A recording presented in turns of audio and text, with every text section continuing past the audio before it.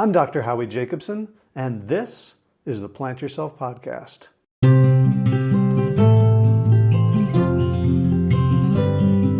Each week, I bring you a conversation with someone who's making a positive difference in the world. And for my day job, I help leaders and their teams master their mindsets so they can achieve great things. To find out more, check out the Mindset Mastery Memo, my Substack newsletter. You can find it at plantyourself.com/memo. And now, today's show. My friend Michael Gelb returns to the podcast today to talk about his new book, Walking Well, written with Bruce Fertman. It's all about walking, and it starts really basically with just how to walk biomechanically. And instead of other sources that I've seen that kind of talk about like a set of instructions, this is really a way of undoing what's unnatural so that we can return to our natural way of walking, which means we can walk longer, farther, faster, with less effort. And I started doing it, and it's amazing how quickly these little tweaks have helped me with my walking. The book also goes into why walking is so amazing for us, for our physical health, our mental health, spiritual health, community. And it's interesting because, one of the earlier books that I read of Michael's was Lessons from the Art of Juggling, which is a very sort of esoteric niche topic that he and I both love. Walking is for everyone. And the exercises in this book, they also talk about lying down, sitting, standing, transitioning, breathing. This is sort of like a basic level care manual for the human body. I hope you enjoy our conversation. I hope you find it valuable and lights you up the way it did me. So without further ado, Michael Gelb, welcome back to the Plant Yourself Podcast. Great to be with you. So today we're talking about your new book with Bruce Fertman, Walking Well. And I always forget when I get one. I don't know how many books of yours I have read. It's probably in the double digits.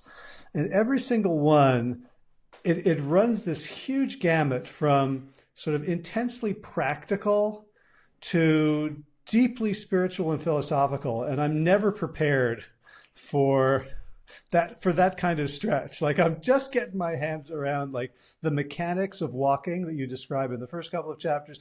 And then we're with mystics and non-dual teachers of philosophy, and it all comes together. So first, I just read the book today, so I haven't been practicing the stuff, although some of it I have for years through knowing you. But I just wanted to start by saying, like, it's such a wide gamut. When you set out to write this book, when you and Bruce first started thinking about it, how closely did this final product resemble your initial impulses? Well, it's a real expression at the highest, fullest level of what those initial impulses were, which is why we decided to write the book, because we had a mutual epiphany that walking is the quintessential human activity, and it's a metaphor for everything. How do we walk through life? So we both realized that there was a chance to make a real contribution to many people, starting with the practical methodology for making every step easier. So the whole book is grounded in that practical methodology, and it really works. You practice what we teach you, and you will discover, oh my God, that's really cool. I'm walking with more comfort. I'm enjoying every step more. So it's grounded. As you noted, the first part of the book grounds you in a simple biomechanical, natural approach to walking. And that then sets the stage for all of the more subtle or seemingly metaphysical benefits that accrue once you're grounded and making every step that much more enjoyable. Right. Although those of us who know your work know that even the grounded first part, there's already a ton of philosophy in there. Well, but it's natural philosophy. It's not heady philosophy. It's like one of the philosophical grounded insights that I got and that many of our students and readers are getting, because many of the people that we serve in our student base and our readership are similar to the people who follow you and this podcast. They're people who have already believe in the sanctity of Mother Earth and feel a connection to the earth and want to make a difference in terms of preserving and optimizing our use of resources. And there's something about feeling more connected to the ground with every step, which is what happens by the time you get through really even chapter 1, certainly chapter 2. People say, oh my God, I actually feel the whole earth supporting me with every step I take. I don't stand on my own 2 feet. Remember, you were told to stand on your own 2 feet. Good advice in terms of, be financially independent. Don't count on anybody else to look after you in this world. But you can't stand on your own 2 feet. Your feet are part of your body. They're part of you. Your feet are on the earth. You stand on the earth. Always, only, ever. So allowing yourself to feel supported by the earth is a paradigm shift ecologically in what your experience of, your felt experience of being in the world. And that then takes the philosophy of Gaia and the interconnectedness of living systems and ecology and makes it a kinesthetic, felt experience that's more available to everyone in every step. And that's a philosophical shift, but not intellectually. It's coming from experience. Yeah, and the first philosophical shift that I found is like, I've read other books on the biomechanics of walking. I've studied pose. I've done chi running, which in many ways is very similar. But what you're asking us to do, what you asked me to do in that first chapter, was not to like put things together in a new, like think about it. Like, you didn't ask me to do anything. You asked me to allow and to use my mind imaginatively. And I could feel as I was doing, the third thing is to, say peel, as you notice your back heel coming up and noticing where the drive comes from for walking. And it was a completely different experience. And, if you had figured out like the Army manual, how to teach me to do that biomechanically, first, lift the knee using the gastrocnemius, and I never would have gotten it. No, right. But this sort of simple imagery, gets to this idea of that there's a natural that we are still in touch with if we know how to get back to it. That's it. It's not about imposing something else.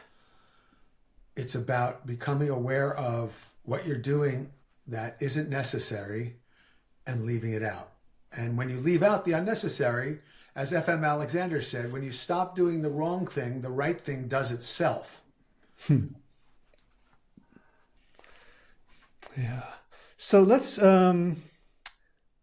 do a brief advertisement for why people should care about walking. Well, the advertisements are everywhere in terms of all the health articles in, you name it, Prevention Magazine, New York Times. It's pretty much everywhere. Walking is the absolute best thing you can do for yourself. I mean, obviously having good relationships and eat a healthy diet. But when it comes to movement, and movement is life, pretty much everybody walks. In the U.S., 118 million people say it's their number one form of exercise. So if you want to regulate your weight, if you want to have your arteries be flexible, if you want to live longer, if you want kidney health, if you want a strong immune system, if you want neuroplasticity, if you want to improve your mind as you get older, if you want a healthy gut, there's masses of research showing that walking is one of the absolute best things you can do to facilitate all of those benefits. And by the way, that's an acronym that you probably noticed in the book, walking, weight regulation, arterial flexibility, and so on. So, because we try to make it easy for people to remember the benefits. And if people go to the back of the book and you look up the research, there we have the chapter and verse of everything that we refer to, because the research here is overwhelming. So we didn't spend even too much time trying to make this point, because it seems to be pretty well established. And there's plenty of other books that will tell you about how good it is for you. And the good news is it's good for you even if you don't walk well. It's better than sitting at home. So I wrote my part of the book sitting here. I have a big picture window. I live in a community where everybody walks, and there's walking clubs and so on and so forth. And I would look out the window while I was writing this, and what I see is a lot of people are plodding. They're schlepping. They are trying too hard to get in their 10,000 steps. They're walking boldly forward with way too much effort. Now, probably a net positive for them anyway, but what if they walked with greater ease and naturalness and poise, so that every step was enhancing their overall alignment and balance and pleasure?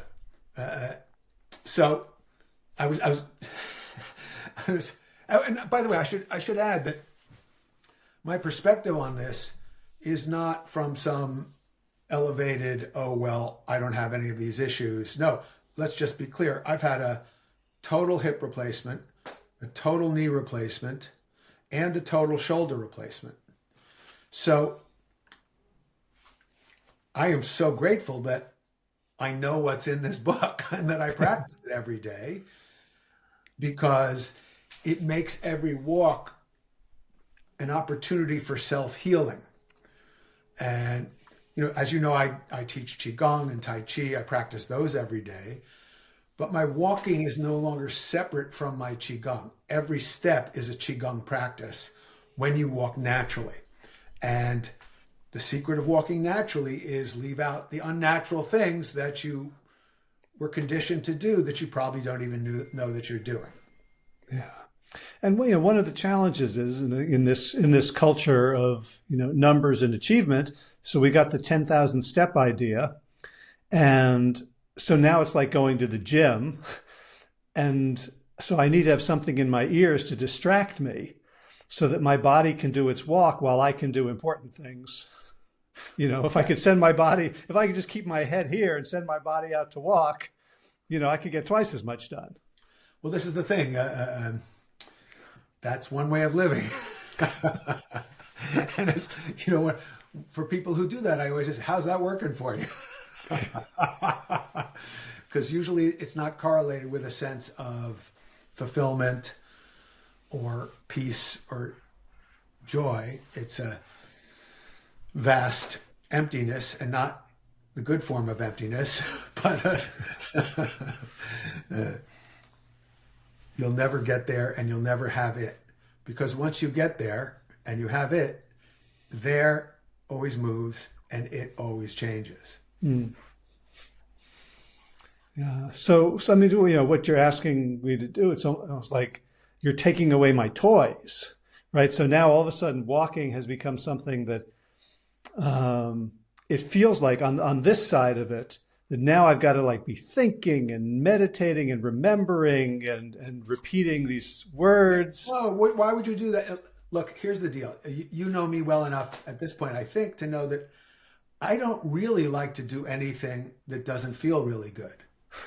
So, I do Tai Chi every day because it feels great. I do Qigong every day because it feels great. I like to walk more than I ever did, because what I've learned about walking through the process of writing this book makes every step literally feel better. And I'm not, this is not an exaggeration or some slogan. Literally, so let me just back you up and tell you about how this all got started. Yeah. So my co-author, Bruce Fertman, is a kinesthetic genius. The guy got a full scholarship to Penn State in gymnastics when Penn State was the leading gymnastics program in the country. But what he found is not only was he a very gifted gymnast, but he had a gift for helping the other gymnasts choreograph their routines. He was sort of like the coach on the team. Mm-hmm. Then he became a professional modern dancer, and then he trained as an Alexander Technique teacher, which is how I met him more than 40 years ago.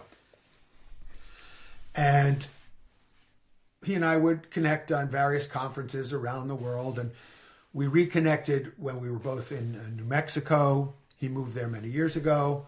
I moved there a little while after that. So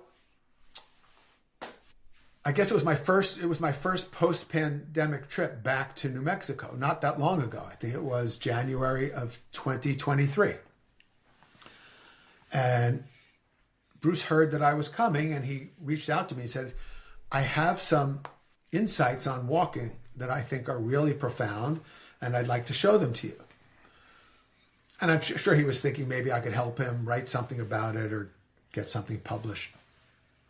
And he sent me a little bit of what he'd written, but I said, well, let me just see what you got. So even though I have tremendous respect for him, he's also an Aikido guy, a Tai Chi guy, a tango guy. He's done every movement thing at a very high level.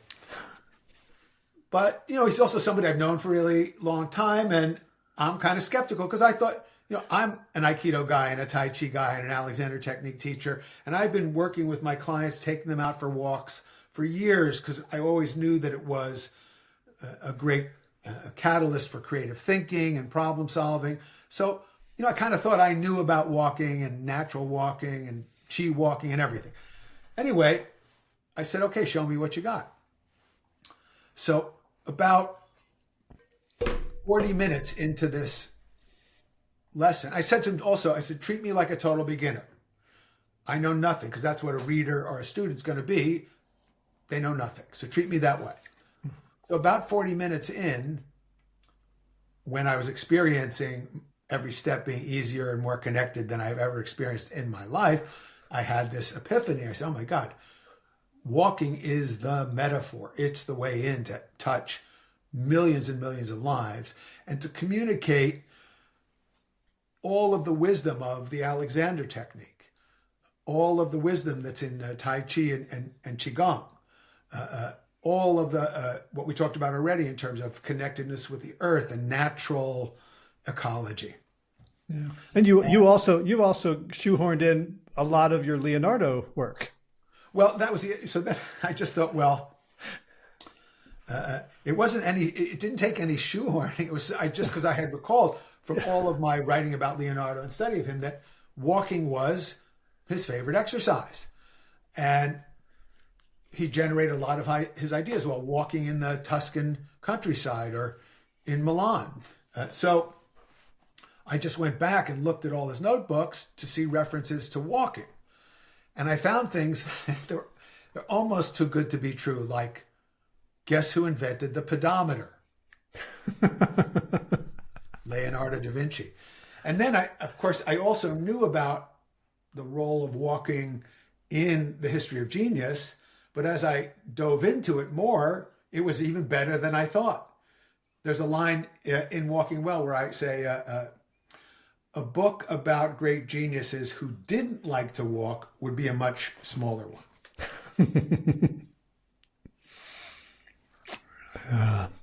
Yeah, and like that's the part that was really hitting home for me. Like I totally am there. Like, yeah, walking's great. It's cardiovascular. It's muscular. It gets you out into nature. But the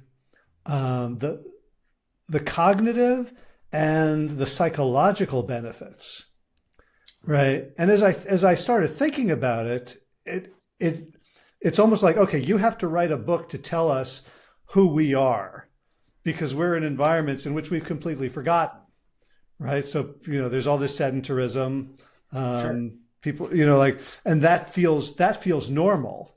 but we know that normal isn't normal for human beings. And this idea, like how could we even be ourselves unless we're spending a lot of time outside, walking, contralaterally, things streaming past our eyes.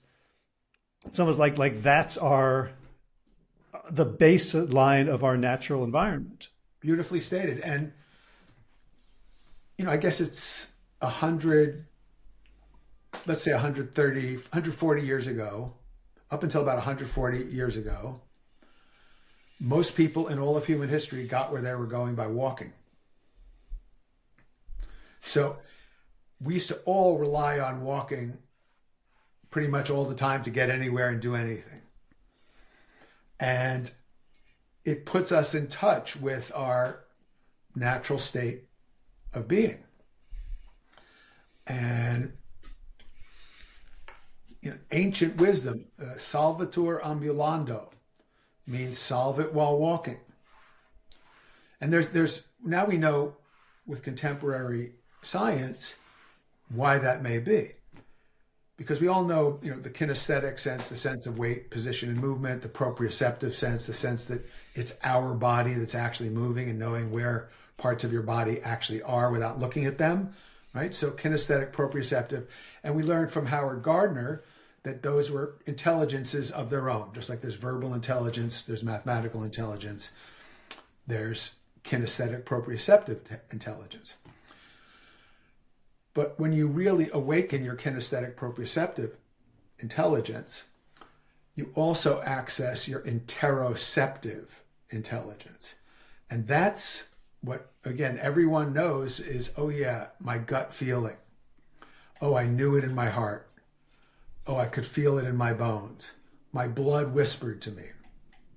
So it turns out that this interoceptive sense, our gut sense of things, is real. And what's the best way to access it? Go for a walk in nature. Let your feet come down any way they want. Unbrace your ankles and your feet with every step and peel along. Yeah, and I think, I can't remember if it was a book you wrote with Tony Buzan or if it was one of his that I've followed, but he, in one of those books, I think it might have been about mind mapping, this idea that your intuition is a gut process that basically it's all the connections that your brain can't make with its limited bandwidth that walking can kind of unlock this genius. And I love how you constantly going back to etymologies. It's like one of my favorite things about it. And that you don't believe the BS. Like, you're like, well, this is how, I love that, like, Santerre was like Santera. And you're like, no, that wasn't really true. It's this other English. Like, I love the integrity of just going back. But this idea that the intuition, the genius, is not a few incredible people, but it's a resource that we all have. And, walking is a way to unlock it. Well, what's her name? Elizabeth Gilbert likes to talk about what she calls the idea sphere, that there are all these ideas floating around. And there's a lot of credibility in that. If you think about something like calculus, which is a massive leap forward. And it's not an easy thing to do, let alone to invent. And yet two people effectively invented it at about the same time. Right? You have Newton and Leibniz, each invent calculus pretty much at the same time. So clearly that it was an idea that was floating around and ready to happen. And same thing with natural selection and the theory of evolution. Darwin had to finally speed up and say, okay, I got to write this book because there are a few other people about to write the same book. So these ideas are floating around. And if you think about, we're all these antennas. But the problem is your antenna has a lot of static. You are most people are not cultivating the integrity of that antenna. They're not even listening. They're not even tuning into the broadcast. They don't even know that there is a broadcast.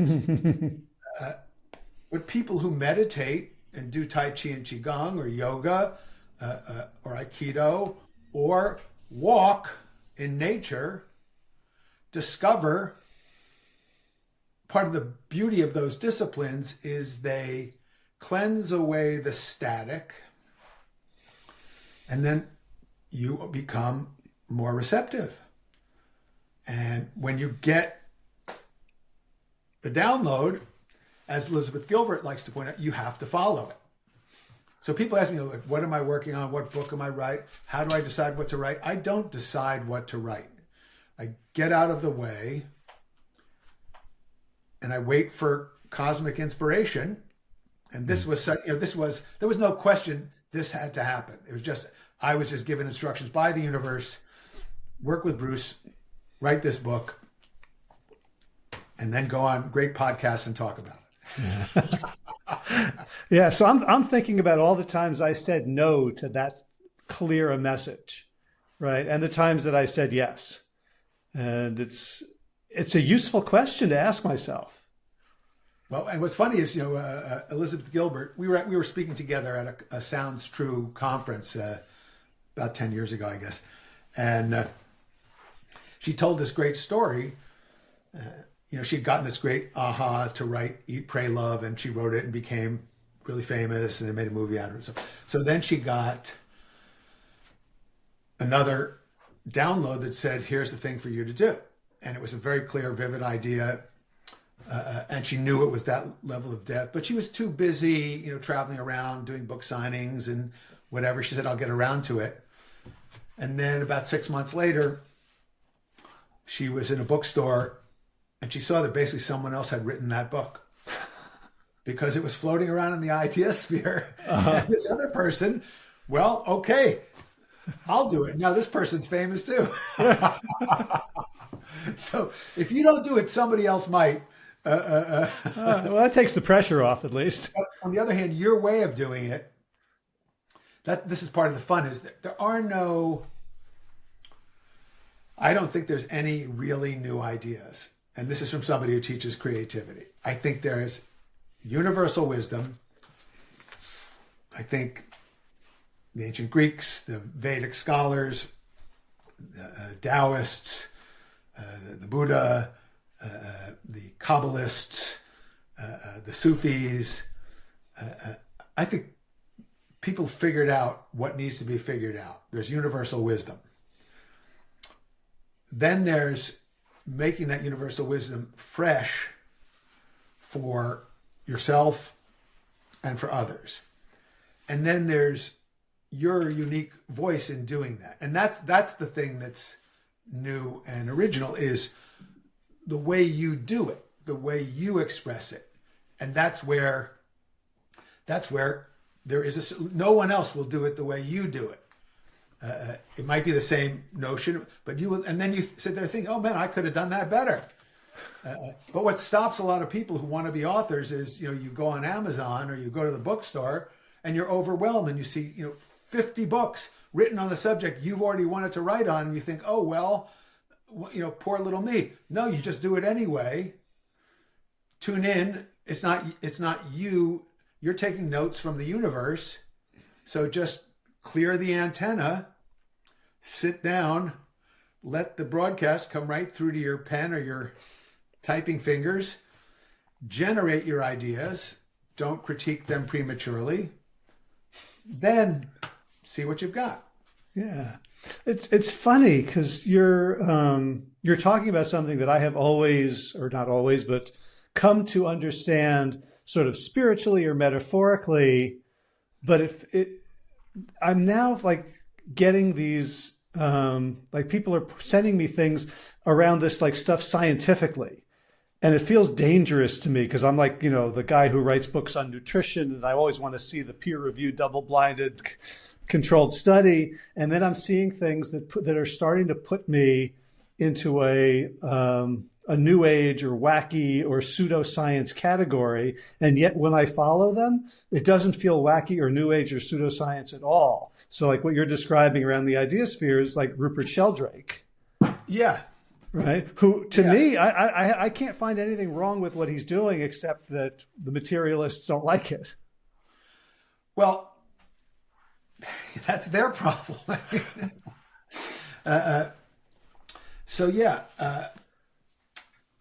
I'm not a materialist. I think there's no proof whatsoever that matter exists. There's just no proof. I mean, Einstein, Niels Bohr, the greatest physicists who ever lived will tell you that there's nothing there. There is nothing there. You know, I knew I was friends with Murray Gell-Mann, who won the Nobel Prize for Physics in 1969. He's the guy who discovered quarks. And he's such a genius, he did it all in his head. You know, that's his theoretical physics. He just figured out all these equations, like what's the smallest, what's everything made of? And he came up with quarks. It's a reference from James Joyce because he's a very literary guy. When he used to drive over to my house for dinner, drink wine and tell stories and have fun, his license plate said quarks.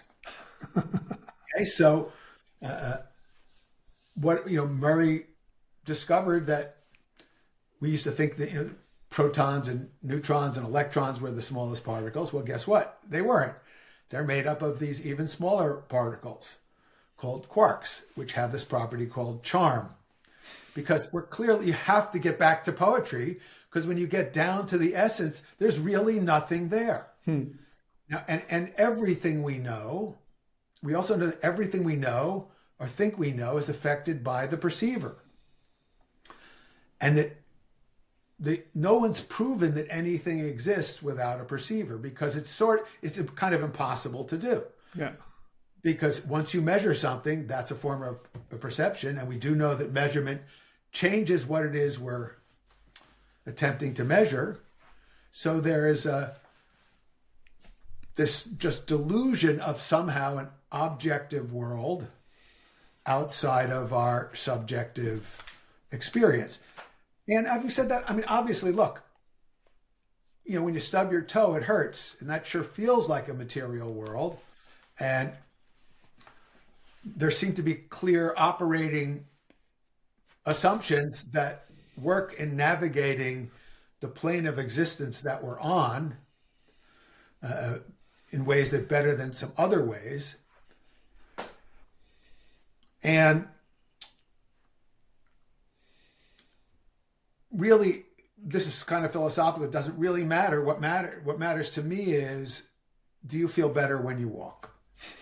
You read the first, just forget all this stuff. You don't have to read just read the first 3 chapters. You'll walk better. Read the 4th chapter. You'll sit, stand, and lie down better.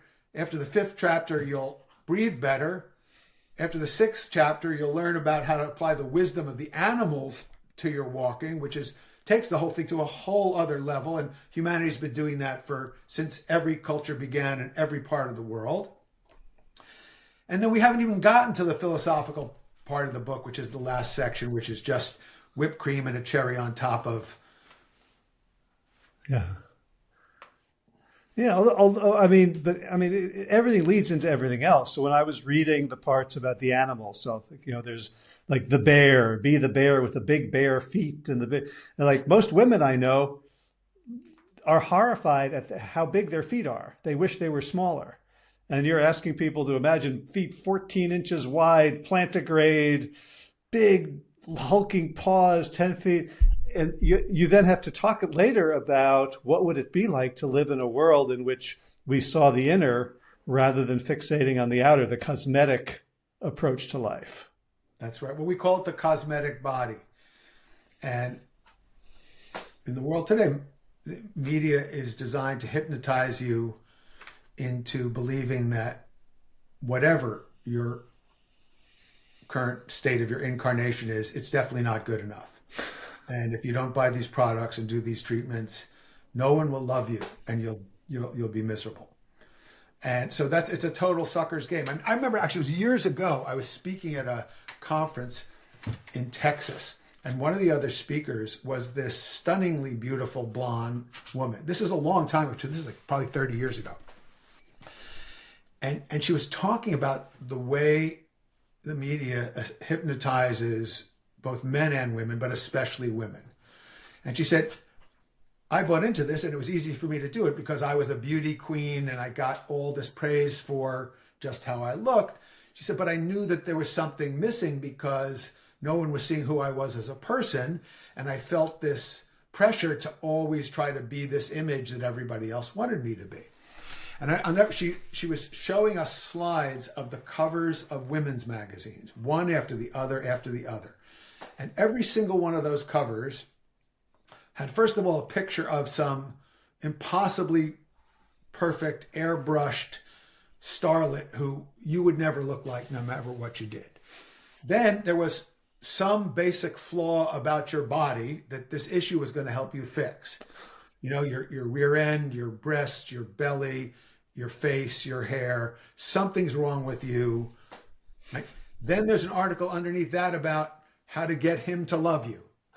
Because the idea is, if you don't look like this, and if you don't fix this flaw, you will never be loved. Now, what they could do in any one of these magazines is they could just say, go for a walk, eat a healthy, fresh diet, give and receive lots of love. You know, they could cover pretty much everything you need to know to be healthy and happy in one issue, but then they can't sell any more magazines. So now with social media, the constant hypnosis is, you're not good enough, buy this, it's the only thing that will fix you. Then you have to buy the platinum level of it. Then there's only this, and da-da-da-da. And so instead I say, go for a walk. And there's something about, going, when you're just out there walking, doesn't matter. You don't need a fancy walking outfit. You don't need fancy walking shoes. It's an intrinsically valuable experience. It's not a performance experience. Yeah, and the things you're talking about they're so basic. It's so easy to overlook, right? Walking, sitting, lying down, getting up, transitioning from one to the other, breathing. You could go your whole life just completely taking that for granted. And what you're showing, with statistics and stories and studies is that, this is all you need. You can do the meditation, you can do the Tai Chi, you can do the Wim Hof, you could do all the fancy stuff. Right. And it's fine, that it could be fun, and it could give you some sort of marginal advantage. The way that, if you wanted to become rich, you could study Warren Buffett. But Warren Buffett is not much use unless you're doing the basics, like saving more than you spend every month. Right. And what you're just saying, this is the stuff it seems boring, but it's actually, first of all, it's actually incredibly valuable. And second of all, it's not boring at all. It's the portal to everything that we could be. Beautifully stated. And it's a way of making everyday life much more beautiful and enjoyable. Because, wow, let's explore sitting. And how about standing? Instead of, I'm waiting around, standing in line. No, I'm applying the principles of stand ease in the book about how you just align with your natural structure so that the earth supports you with minimal effort, and how to transition from sitting to standing, and from standing to walking, and from walking to standing again, and then sitting down, and then lying down. That's pretty much all we do. So what if we could make that more enlivening and fulfilling? And we can't. That's right. Yeah. So I'd love to get into a little bit of the first bit just to give people something to take away and already start to blow their minds. And, I know you have one of the chapter epigraphs by F.M. Alexander, which is how I discovered you in the first place a long time ago, late 80s. He says, like, everyone, how do we know that our idea of right is right? And so a lot of what you're inviting us to do in those early chapters is simply, you're not telling us anything. You're asking us to notice for ourselves when we slow it down and pay attention. What are we actually doing when we're walking, and how much of that is necessary, is useful, is a minimal use of tension, and how much is sort of habitual, accretion added on that's actually getting in the way. So how would you help someone just never read the book, have never thought about this before, kind of like I hadn't? Well, the first thing we do, because now we've taught a bunch of seminars on this, both online and live, and the first thing we do is just get people to explore their preconceived ideas about walking. And we challenge some of those ideas. Many of those ideas are gender related. So most men grew up with the idea of walk like a man. I mean, it's a big song. Depending upon what generation you're from, my generation, it was John Wayne and then Clint Eastwood were the kind of role models for how you walk into a room. And for women, a huge onslaught of conditioning about how you walk like a lady, walk like a runway model. So, and the footwear that goes along with that. Oh my God! Both for men and for women. Yeah, it's not conducive to your natural gait. So first thing is just to examine preconceived ideas you have about it. Or maybe you have this idea that you're supposed to strike the earth with your heel and then have your toes point straight ahead. So you try to do that. Or whatever other idea you have about stride forward. People think that you stride forward so that you're stepping forward and that you're moving forward. And that's where the energy is going when they're walking. It's all their mind and everything is forward. So the first thing we do is just get people to question what preconceived ideas they might have. And then we ask everybody to just go for a walk, letting go of those preconceptions to the best of their ability in that moment. And the way we say it is just, what if you took a walk and let your feet come down any way they wanted to? What if your feet know better than you do about how they want to come down? And we have people go and walk, experimenting with that. And they usually come back and they say, whoa, it felt a little floppy and a little awkward, but it was kind of more relaxing.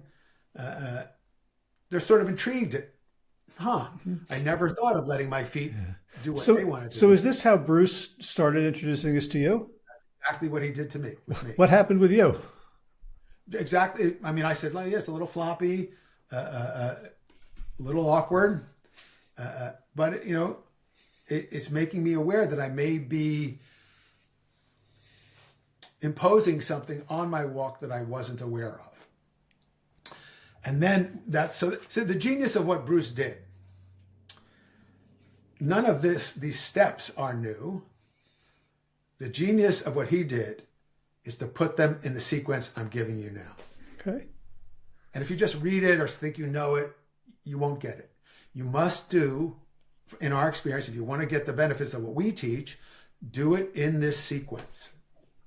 So first thing is, let my feet come down any way they want, see what that's like. Just in a really exploratory consciousness.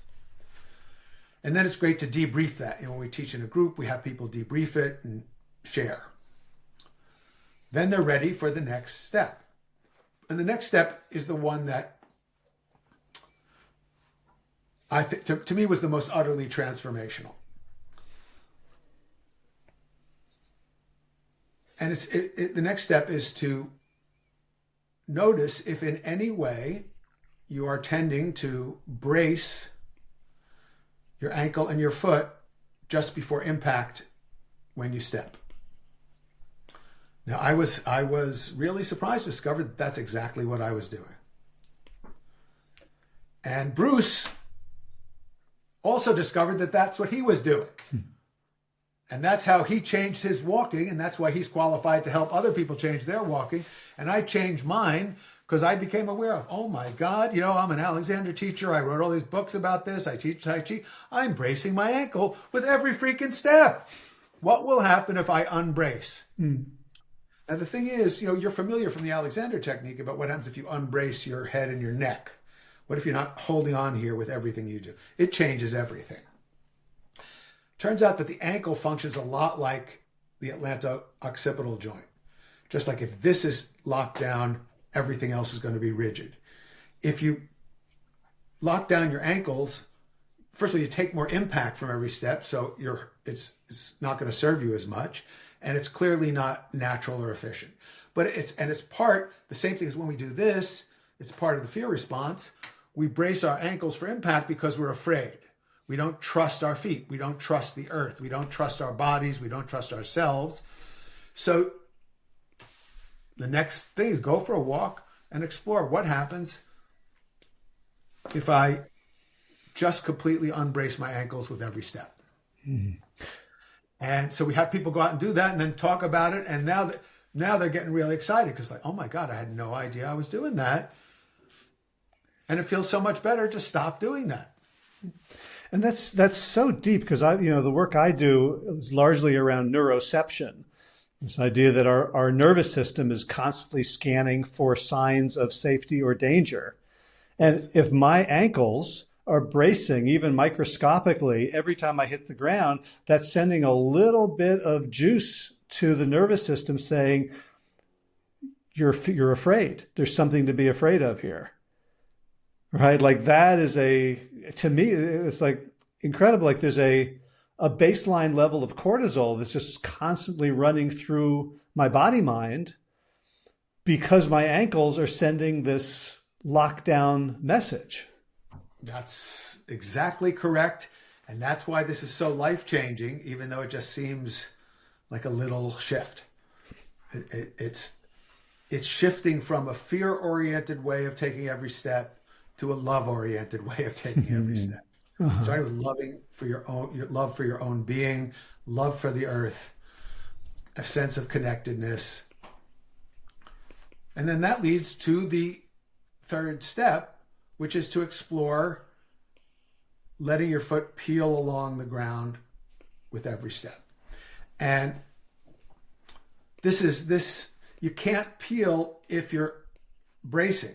So you see the logic of the sequence. Once you're unbracing, then you can really peel. And one of the great things I discovered in the research for this book is bears and humans are plantigrades. Your dog and your cat are digitigrades. In other words, they effectively walk on their toes. Bears and humans walk on the whole sole of our foot. So if you ever peeled a banana, the way the banana peels off the banana, that's how your foot wants to peel along the ground with every step, so that you have more contact with the earth with every step. It's a little more luxurious. And in the beginning, it's going to make your walking slower. Later on, it'll make it much faster because it becomes so much more efficient. So we have people just explore, first just peel just with your right foot. You just say peel every time. Then do peel with your left foot. Notice how you feel. Then do peel with every step. And now you're flowing along and you're ready to have the next big aha, which is that the power in walking comes only from behind you and underneath you. not at all in front of you. Going forward is the result of accessing the power of the earth that comes from your back foot peeling off the ground. And then you transfer the weight to the other foot, and the foot that just finished peeling is slightly off the ground until it alights forward, but by that time your weight has shifted so it's underneath you. So your feet are actually never in front of you if you're walking naturally. Yeah. So the way I've always heard that described was that you're constantly falling and catching yourself. Which, yeah, we don't like. Which, no, you're not falling. No. Right. Yeah, like there's a way in which there's some truth in that. But, you know, the way you talk about metaphor, of course I would brace if that's how I thought. Yeah, I would too if that's the way I thought about it. But no, you're not. What you are doing, and this is really important, and this is just a take-home tip for everybody of every age, what you are doing in every step. 40% of walking, you're balanced on just one leg. So one of the things you want to practice every day is balancing on just one leg. And you want to work up to a minute on each side and just do that every day. Because what we know is people's gait tends to get less steady as they get older. And that's a function of their inability to balance on one leg, which is so essential to walking well. So you're not falling and catching yourself. What you're doing is you're balancing on one leg, and then your foot alights on the ground, the weight transfers, and now you're peeling off and you're getting the flow of the peel of your free, easy connection with the earth, because now you're not interfering with it. And you're feeling that power coming from behind you, and it sort of ripples up through your whole body so that it's like you're getting a massage through your whole body with every step that you're taking. So then I looked up the word origin of the word walk, to walk. And it comes from the Welsh and Middle English, from this word realcan. And again, it's almost too good to be true, except it's true. What it means is to roll along. Like a wheel. Same word as wheel. Like a wheel. That's right. And that's the feeling. It takes, now, that doesn't come right away. You've got to really get the elements independently established. And that takes some practice. And it will slow you down at first. And you will bring more attention to the walks that you take. But you know, the good news is you don't have to diagnose and work on your walking for hours every day. We say 12 minutes a day is enough because again, it's easier to establish a habit if it's something that feels good. You know, if I tell you, you have to take an ice bath every day. Now, the people who do that, eventually they do it because they feel really good from doing it. Yeah. But the process of getting used to taking ice baths every day and getting to the point where the pleasure of it outweighs the pain,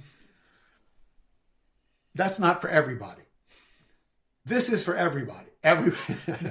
What you have to invest to get the benefit from this is pretty much pleasurable right from the beginning.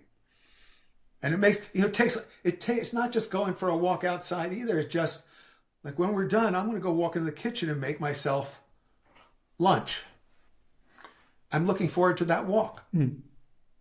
And just every step you take feels better. Yeah. So I'm reminded when a few years ago I was working with a partner on a book, Josh Lejani, who his big thing was bipedalism. Like he discovered that he was a human being, and that walking and then running. And what he gave me was we got together to start working on a book, and I'm a very sort of neurotic Northeastern Jewish guy, and he was, he's watching me, we go to the Whole Foods, and I'm trying to park as close as I can to the thing. And then we get a whole bunch of stuff we're going to cook. And I have the shopping cart, and I pop it up with the two wheels on the curb because I'm a good person, so it's not going to roll and hit somebody else's car. And he goes, "Why don't you just bring it back?" I'm like, "Oh, yeah, I guess I could. We got to hurry though." And he's like, you know, and he had been extremely overweight, and now he was, you know, walking and fit. And he's like, no, man, it's like a prayer of gratitude to walk the cart back and to say, like, I can do this, I can walk, and I have the time. And since that moment, I have been doing it. You know, Costco, the far reaches, I'm just walking the shopping cart back. And those were like the best walks of my life. Beautifully stated again. And that's the real transformation here. You know, we talk about the difference people usually make in their minds between transportational walking, like walking to the subway or the bus or to your car, and transformational walking, like a meditative walk or a pilgrimage to Santiago de Compostela or wherever you're going. But what part of the beauty of this approach is it dissolves that distinction. Every walk can be a transformational walk. Yeah. So one of the things I'm realizing, so I live here in a suburb of Barcelona, down by the beach, and we're in a apartment. It's up on a hill. So at some point there's going to be an uphill. If wherever I go, there's going to be an uphill. And to get to town is about a 25-minute walk there, maybe 30-minute walk back. And I got this cheap little folding bicycle, and I'm like using it every day because it's a little bit more convenient. But in truth, it saves me about 20 minutes a day. And like I've got my watch here that counts my steps. And it's like if I get my 10,000, I'm good. And I'm running and I'm doing workouts and I'm going up and down the stairs. But the bicycle has really taken like walking out of the picture, unless my wife and I decide, well, let's go together. She prefers walking to the bicycle. Like that's when I'll walk. And I have to like slow down because I walk faster than she does. And I have to remember to, you know, because she'll try to keep up and then it'll not feel good for her. But like you're reminding me like the act of the spending an hour a day walking is not really a sacrifice. I'm not giving anything up. Well, there's time, you know, there's a time and place for different activities. Sometimes there's more urgencies, and I like to walk to town. I'm not going to do it now because it's 6 degrees here today. So I'm going to drive. Right. But here's what I've gotten so into this. I have an appointment at 5 o'clock today in town, and the place I'm going for this appointment has a long hallway, and obviously the whole place is heated. So I will arrive early for my appointment, and I can get in my real walk, just walking up and down this hallway. Because even though I have an exercise bicycle at home, and I work out one way or the other every day, I'll do my Tai Chi, I'll do my Qigong, I really, really love walking. I mean, so again, I'm not doing it to discipline myself to walk. I'm doing it because it feels so good. It feels good. You notice it's theme. You know me. I like to do things that feel good. Mm-hmm. But things that will also, when I do them, I'll feel good, but I'll feel good the next day and the next day as a result of doing it. I don't do things that feel good now, but don't feel good tomorrow. Well, I've eaten at your house. That's your philosophy of food and cooking as well. Yeah, well, come back soon. Well, 6 degrees is not much of an advertisement, Michael. Fair enough. Well, I'll wait a little bit. Springtime. Yeah. And you also have a website, a website for the book. Yes. So let's close out by telling people where they can find it, where they can start reading and listening and watching, and to get this into their lives. Sure. Well, the first place to go is probably michaelgelb.com, Gelb, michaelgelb.com, because that has everything and links to everything, including right on the homepage to order Walking Well, and also all my Da Vinci material, and they're all, as you know, related. If people can't wait and they want to go straight to Bruce and I giving you guidance on some of the practicalities of walking well. Because one of the things we challenged ourselves to do was write this book without any illustrations. We wanted to write it so clearly that you could read it and do what we're asking you to do without any pictures.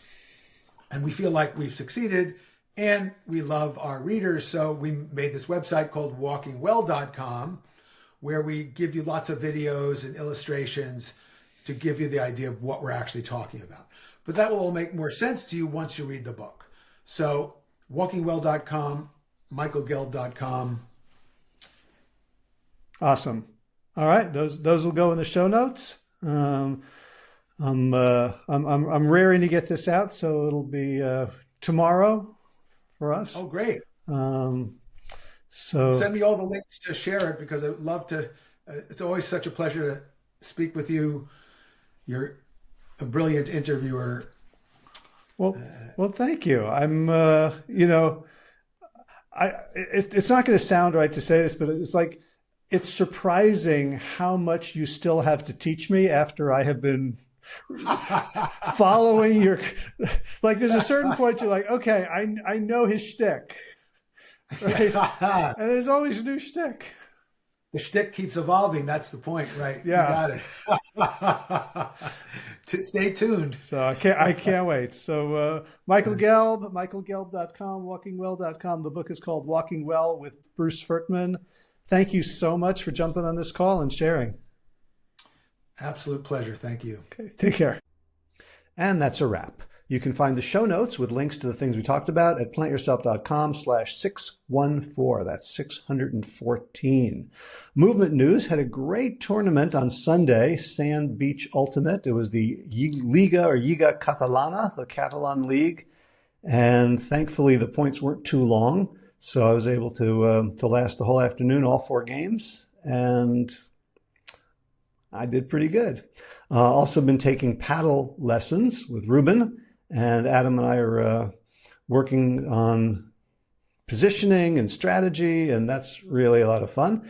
And with the addition of this conversation that I just had with Michael, I am going to be putting a lot more walking into my day. So a little bit less bike riding. So as I mentioned on the call, the thought that, like an extra half an hour could get me an hour of walking. Now, bike riding is clearly useful too. It's especially going up those hills on that little folding bike can be quite a thigh challenge, but Michael really imprinted upon me this importance of just walking every day. So I'm going to be doing a lot more of that in the days and weeks to come. That's about it for me. Look forward to seeing you here again next time. As always, be well, my friends. Let's take this home with some gratitudes. First of all, thanks to Mama Earth. You have been so very, very good to me. Second, Will Ridenauer donated the use of his beautiful song Sabali Dawn as the theme music for this show. You can find out more about Will's music at willridenauer.com. Third, thanks to all the patrons of the Plant Yourself podcast for your financial support. You can read the names of all the patrons at any show notes at plantyourself.com. If you would like to become a patron to show your gratitude for the work I'm doing and help support it, you can do so at plantyourself.com/gift.